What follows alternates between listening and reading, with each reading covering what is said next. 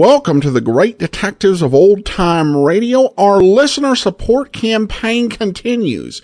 You can support the show on an ongoing basis as one of our Patreon supporters at patreon.greatdetectives.net.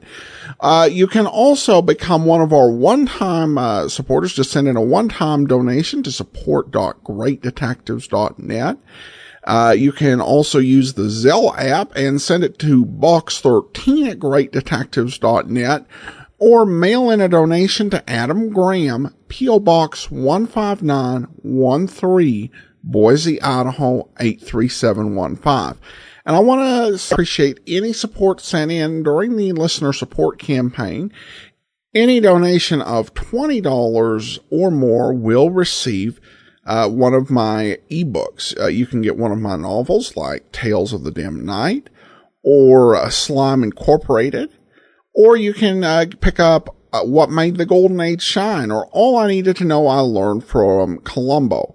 And that's with a donation of $20 or more. For a donation of $25 or more, we'll happily send you a great colonial radio theater audio drama. Among them is Zorro and the Pirate Raiders and Zorro Rides Again, very well-produced audio dramas from Colonial Radio Theater. At the $100 level, we'll gladly send you one of the Who is Johnny Dollar matter. This is a great resource written by John C. Abbott in 3 volumes. And so for a donation of $100 or more, we'll send you a choice of Volume 1, which is the pre-Bob Bailey episodes, Volume 2, which is the Bob Bailey episodes, or Volume 3, which is the post-Bob Bailey episodes. Or we can send you all 3 with a donation of $250 or more. Or you can also send in a donation of $50 and we'll send you a digital version, a Kindle version, with $125 for all 3 volumes. A full list of available thank you gifts is at support.greatdetectives.net. Now it's time for today's episode of Yours Truly, Johnny Dollar. We're at last into 1962, and we'll have a very important announcement after the program about Johnny Dollar. The original air date is January 7th, 1962, and it's the hot chocolate matter. Johnny Dollar. This is Harvey Weller at Tri-Eastern Indemnity Associates here in New York. I think I know what you're calling about, Mr. Weller. You do? Little matter of $100,000 in diamonds that disappeared from McDilby's jewelry outfit down your way. Yeah. Just got the word over the radio. Well, tell me, are you free to work on it? Have you thought of what my commission on that stuff will be if I manage to recover it for you? No, I hadn't, but now let me see. All right, you figure it out while I grab a plane.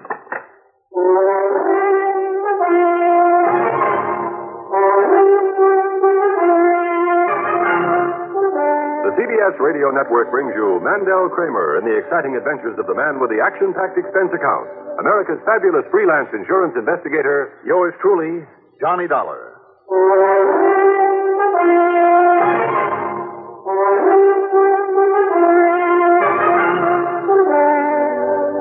Expense account submitted by Special Investigator Johnny Dollar to Tri-Eastern Indemnity Associates, New York City office. Following is an account of expenses incurred during my investigation of the hot chocolate matter. Expense account item 1, $16.45. Taxi to Bradley Field and a plane to New York's Idlewild. Item 2, $5.20 for a cab to McDilby's House of Jewels on Madison near 57th. A sign on the door said closed, so I walked in and joined a sad-faced mob of clerks and cops. Now, just a minute, mister. Didn't you see that sign? Johnny! Hi, Randy. I might have known the indomitable Lieutenant Randolph Singer would be in charge. Yeah, here I am. But how'd you find out about it so soon? It only happened 2-3 hours ago. Never underestimate the power of radio, Randy. Now, what's the plot? Well, Johnny... Here it is, Lieutenant Singer. Huh? Oh, right, Mr. McDilby. Thanks. And if we find anything else missing that is not on that list... Yeah, you be sure and let me know. I certainly shall. Here, meet Johnny Dollar. He's a special investigator. Mr. Dollar, I am very glad to see you, sir. How are you? Yeah, Johnny's a special investigator for the insurance. Yes. I know all about him. Lieutenant, Mr. Dollar, you can count on me as a great admirer of both you personally and the fine work that you do. Well, I thank you, Mr. McGilby. Now, perhaps we'll be able to get to the bottom of this. Now, if that's supposed to mean you didn't expect us to get to the bottom of it, McDilby. You heard the man, Randy. No, of course not, Lieutenant. But I am glad that Mr. Dollar is here to work with you. Oh, sure. He'll be a lot of help. If you don't get in my way. If I don't... Now, at about how much do you figure the total loss, Mr. McDilby? First, I'm afraid it's close to $104,218.51 approximately. Approximately. Yeah, that's what it comes to on this list. Tell me, were there any witnesses to the robbery? Have you had any word on poor Mr. McDuggan, Lieutenant? Yeah, I checked with Bellevue Hospital just before Johnny got here. And? Well, they doubt very much if the old man will pull through. Terrible. My heart is filled with grief to hear that. Who is McDuggan, Randy? The old night watchman. Whoever did this job came in just before opening time, tore him up with a .38, and then just helped himself. Aye, to approximately $104,200. Yes, you told me. Aye. How did he get in, Randy? I mean, after all, if there was a night watchman on duty. Aye, and a good one. McDuggan was not only a personal friend, but an old and very, very faithful employee. Well, there was no sign of tools on the doors or windows, Johnny, and the burglar alarm was still on, so either he somehow got hold of a key or McDuggan let him in. Somebody that McDuggan knew, then. Possibility, all right. But now it looks like he'll never be able to tell us. Terrible. Now, who came in here and found out what had happened? You, Mr. McGilby? No, sir. It was Miss Tavish, my chief clerk, who always opens up the store. Would you like to have a word with her? Later, maybe. These people here, are they all your employees? Yes, sir. Only one that's missing is Daniel Fairling, cleaning boy. Oh? Oh, don't worry, Johnny. I've already ordered a rundown on all of them and put out an APB on young Fairling. Well, you're improving, Randy. Well, thanks, pal. Now, does anybody beside you know the combination of the safe, Mr. McGilby? No, sir. But the safe wasn't touched. Do you mean that you left over $100,000 worth of stuff lying around out here in the showroom? Ordinarily, no, sir. But we closed up so late last night after a special sale we were having. And with McDuggan on the job... McDuggan's in Bellevue, hmm? Right, but now listen, Johnny. I'll see you later.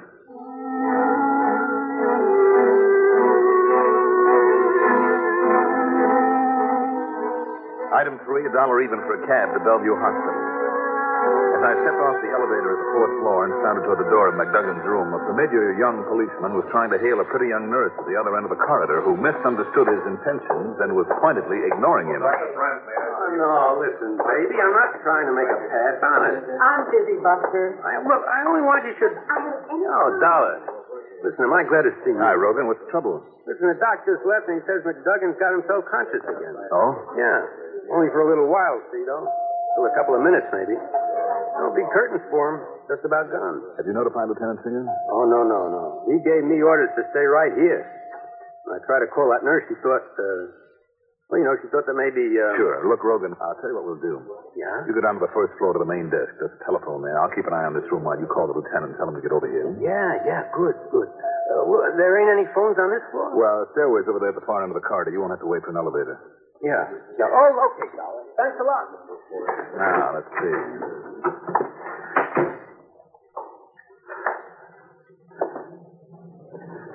Mr. McDuggan? Mr. McDuggan, can you hear me? Ask. Yes? Ask somebody something? Who? Ask Fairling. Fairling? Danny Fairling. He did this to you? Ask Danny. Mr. McDuggan. Mr. McDuggan. Nurse! Get a doctor in here, quickly.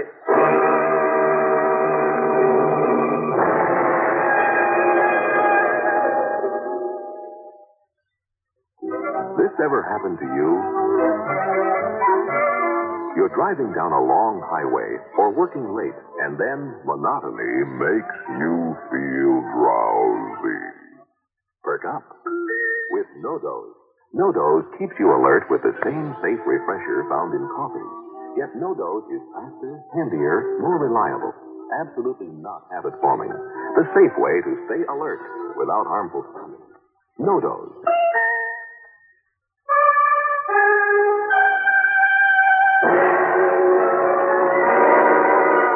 This time, I tore on down the stairs to get to one of the phone booths I'd noticed on my way in, but as I reached the second floor landing... Oh, why don't you watch? Oh, Dollar. Listen, Rogan, did you get Randy's finger? Yeah. Lieutenant's coming right over, but, hey, you left old man McDougal alone? You get on back to him and hope he lives until Randy gets here. Yes, sir. In the phone book, I found only one Daniel Fairling listed.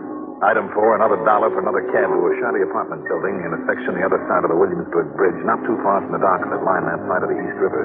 The push button beside the name Fairling in the outer lobby didn't work. Then I found that the front door was open.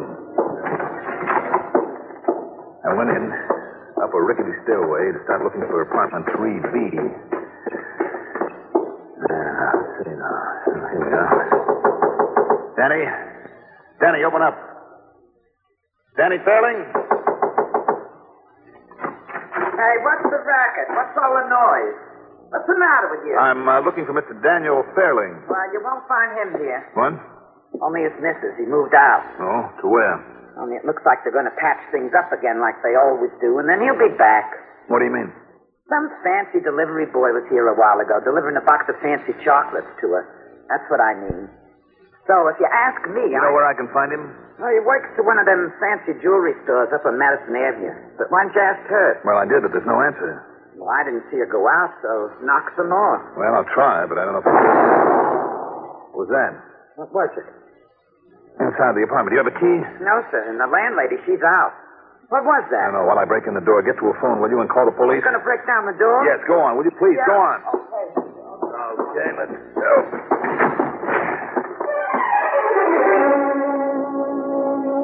It wasn't pretty. The bomb had been inside the box of candy. It had gone off, and the Fairling woman had opened it, plastering walls, ceiling, and floor with bits of chocolate. As for Mrs. Fairling, young or old, beautiful or homely, nobody can tell now. Okay. I called the cops, mister, and they're coming right over. All right, good. Will you stay here until they arrive? Yeah, but did you find out what the... Oh, no. Oh. She was such a pretty one, too.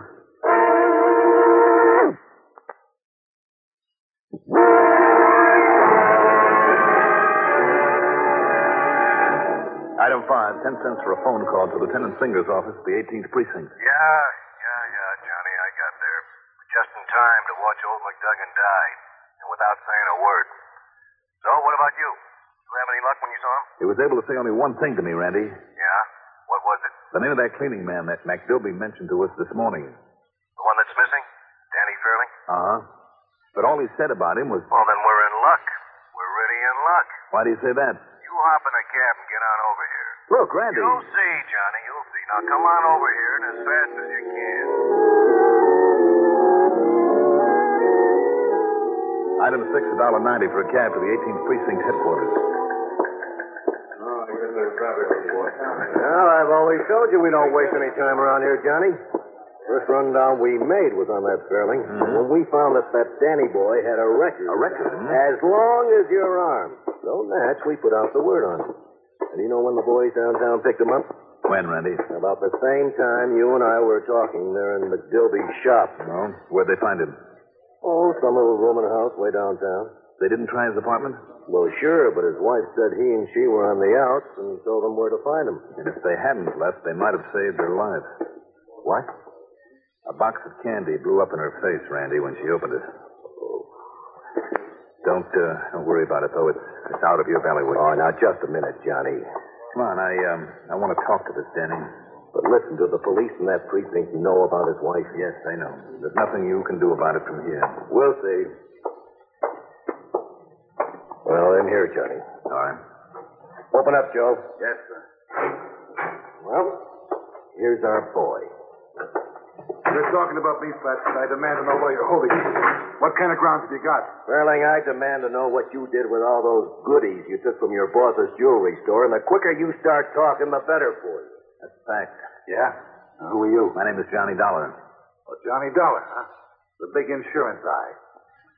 Well, if you think I made that heist, you're just as dumb as the cops. I'd like to see them prove it. I'd like to see them prove anything on me. Now, when are you going to let me out of this stinking place? It'll take the best lawyer in town to get you out of here, Colonel. Now, don't you worry. Don't you worry about that. When the time comes, I'll have a lawyer. I'll have a lawyer that'll make a monkey out of you guys. Can't prove a thing on me. If you didn't pull the heist, Danny. Oh, now, Johnny. How come you didn't show up at the store this morning? Because I was late getting there. And when I saw the mob and heard what happened, well, do you think I was going to hang around and beg for a pinch? Me? With my record? Did McDoby know about your record when he hired you? You mean I should go around blabbing about it? Oh, you're real cute, Dollar. Danny. Now, look. I'm fed up to here with you guys. Why don't you leave me alone, huh? Or else let me out of here. Saying the bit about his wife on him, Johnny. No, don't you, Randy. What? What'd you guys say? Danny, if you didn't pull that job, do you have any idea about who might have? Sure, like maybe everybody who works in that joint. You know anything? No. Well, that's all now. You all through with me? There's a standard offer that I'm authorized to make. If you can and will furnish information that will lead to the arrest and conviction of the guilty party and recovery of the merchandise, the insurance company will give you the best legal assistance possible. Now, isn't that sweet of them? All right, Randy, let's go.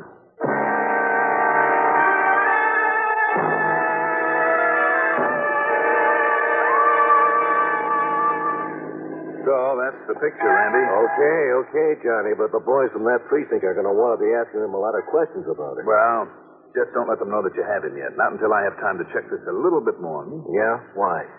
Because if Danny is guilty of that robbery... And the murder. Of the robbery, maybe the shock of finding out about his wife will open him up if it's used at the right time. Which is when? Let me worry about that, Randy. Meantime, we'll be finding out if your boys have uncovered anything new back at the shop. Johnny. Yeah. Are you holding back something on me? Like what? Like what maybe old man McDuggan said to you there at Bellevue? All he said was, ask Danny. Ask Danny Fairling. And to me, that says we're holding the right man. Well, I wouldn't bank on it, Randy. You have a better idea, Johnny? For both the robbery and the murder? Yes, I have an idea. And I don't like it.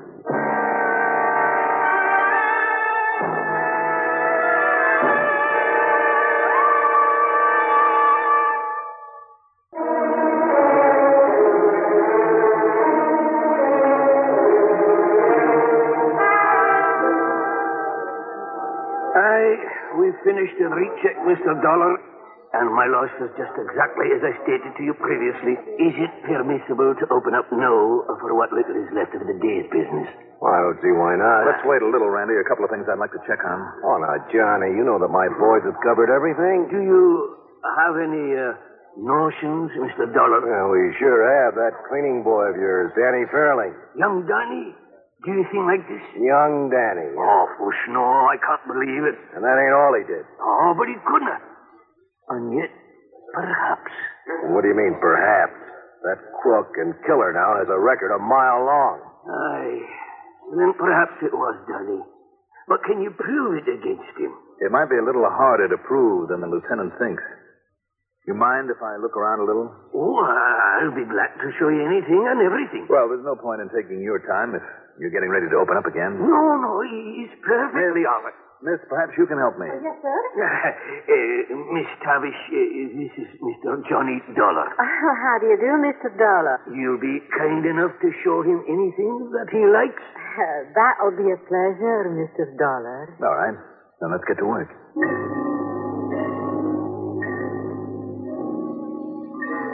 I was sure that Randy's men had done a good job, but I had to follow through on this idea that was bugging me. And that meant looking for something.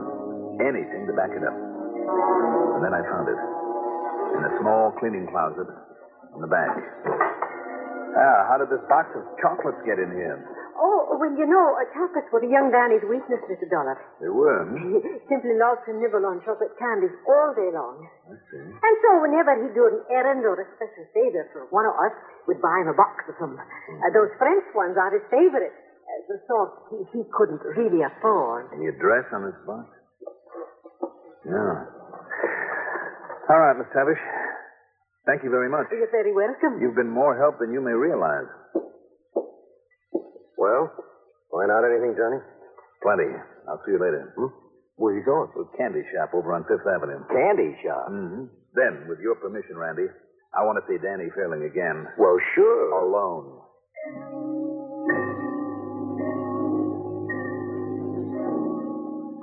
Mais oui, monsieur. We did deliver a box of our excellent chocolates to that address this morning. Just chocolate. I remember it well, monsieur. Now tell me. Because the gentleman who made the purchase last evening took them with him, but then came back later and asked that we deliver them today. How much later? Oh, perhaps an hour. Mm-hmm. Plenty of time to open the box, take out some of the candy. Tell me this. That customer, was he a small, tough-looking young fellow? Oh, no, monsieur. He was a well-dressed English or a Scottish gentleman. Thank you, my friend. You've just helped me solve a murder. Murder? Or I should say two.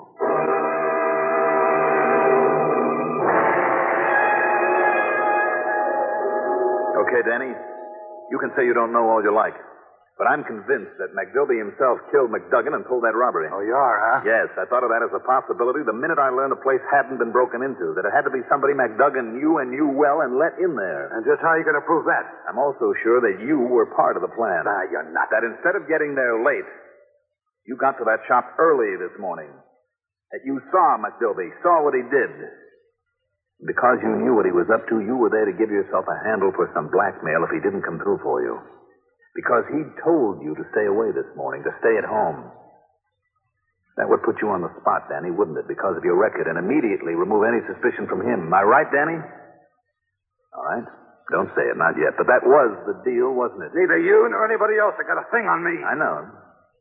I know there's no direct evidence against you, Danny, any more than there is against McDilby. That's the reason he promised that if you play along with him, he'd not only give you a cut of the loot, but make sure that you had legal help that would keep you out of the pen. Isn't that what he promised you, Danny? Well, come on, you can't deny that, can you? Do you think for a minute he was going to keep any such promise? When you and ex-con made such an easy whipping boy when nobody cared what happened to you? No, Danny. McDilby had other plans for you so that you'd end up like McDuggan did on a slab. You haven't thought of that, had you? No. You're crazy, Dolly. You're crazy. Am I? Well, what about your wife, Danny? What do you mean about my wife, huh? What do you mean about her? What's a little family argument got to do with this? Maybe a lot. So what if maybe I did walk out on Pearl for a couple of days? It isn't the first time I did that, but I was going back to her, like I always do. Because I love her, you see. So what about her, huh? Now, why are you bringing her into this? You like chocolate, don't you, Danny? Yeah, sure I do. So what? Especially the French kind. Okay, so what? And McDilby didn't know that you'd moved out on your wife. So why should he? Him or anybody else? So he thought that you would be there at the apartment this morning, didn't he? Yeah, maybe so. But so what? What's that got to do with Pearl? Now, look, start making sense, Dollar. That's the reason he sent the box of chocolates there. Huh? The box, Danny. So that makes him a crook and me an accessory? Danny, the box had a bomb in it. What? A bomb? Yes. It killed her. Pearl. Pearl. Sorry, Danny. You listen to me. If the law doesn't kill him for it, Dollar, I will.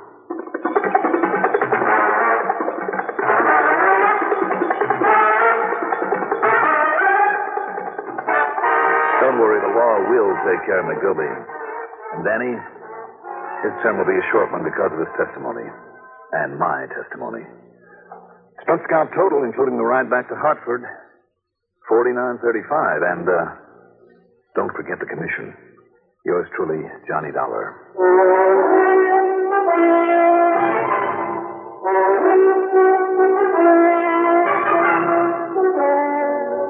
Now, here's our star to tell you about next week's story. Next week, high adventure in the colorful, romantic gold rush country that can also be very deadly. Join us, won't you? Yours truly, Johnny Dollar. Do you like a car with plenty of pep? A car with reserve power for safe passing? Most good drivers do. But they don't like to pay extra for premium gasoline. Listen, in 3 out of 5 cars, regular priced Sinclair Dino gasoline matches performance of premium gasolines, saves you up to 4 cents a gallon. Almost anywhere you see the Sinclair Dinosaur sign, you can save up to 4 cents a gallon with Dino. Drive with care and buy Sinclair Dino gasoline.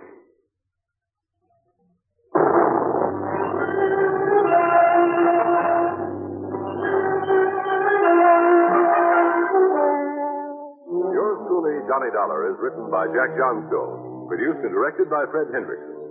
Johnny Dollar is played by Mandel Kramer. Also featured in our cast were Jackson Beck, Sam Gray, Gil Mack, Bill Lipton, Guy Rep, Betty Gard, Ivor Francis, and Vicky Bola. Music supervision by Eugene Sines. Sound patterns by Walter Otto. Technical supervision, Mike Schachter. Be sure to join us next week, same time, same station, for another exciting story of yours truly, Johnny Dollar. Art Hanna speaking. Keep in instant touch with world events through this Net Alert station of the CBS Radio Network. This is Andrea J. Graham, author of the Web Surfer series, Oh, and a Madam's Wife. You're listening to the Great Detectives of Old Time Radio.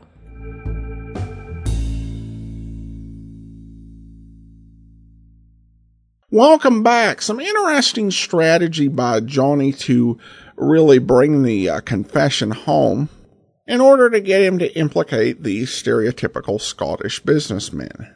All right, well, we have a couple big announcements about yours truly, Johnny Dollar. First of all, since we are in 1962, that actually puts us on the verge of the end of the original run of Johnny Dollar. The series, last episode aired September the 30th of 1962. So that will happen during season 10, and we will follow Johnny Dollar with more Johnny Dollar. Yeah, we'll go ahead and we'll actually restart this series from the beginning, which is not something we've done with other series, but there are reasons that I'm going to do that with yours truly, Johnny Dollar. The big one is just the massive number of episodes. It has taken us, or will have taken us by the time we get through with this, 9.5 years to cover all of Johnny Dollar. And so I feel comfortable, restarting. It's not like we're, doing Night Beat, which was about just 1.5 years. It's 9.5 years. And, for me, I think, even though I've heard those episodes before, it's been a long time, so I'm eager to, re-listen to those. I also, just from a show growth perspective, know that Johnny Dollar is the series that people listen to on this podcast more than anything, and it draws people to listen to the podcast. So not having a Johnny Dollar episode being posted every week, I think would not be good for the podcast as a whole. And there again, you have something I've referenced before where we don't have an infinite number of series. So continuing to have Johnny Dollar on Friday just makes a lot of sense. Now for my other Johnny Dollar related announcement. Next year is the 70th anniversary of the first Johnny Dollar broadcast. And we will actually have a suspension of our typical cycle of programs to bring you a yours truly Johnny Dollar week. And we'll start on Monday with an episode of yours truly Johnny Dollar with Charles Russell. And then we'll do one with Edmund O'Brien on Tuesday and go through the entire lineup. So you'll get a different interpretation of Johnny Dollar each day. I welcome your suggestions for some of these Johnny Dollars as to what episodes we'll do. I very strongly, with Charles Russell, lean towards just doing the first episode of the series as a whole.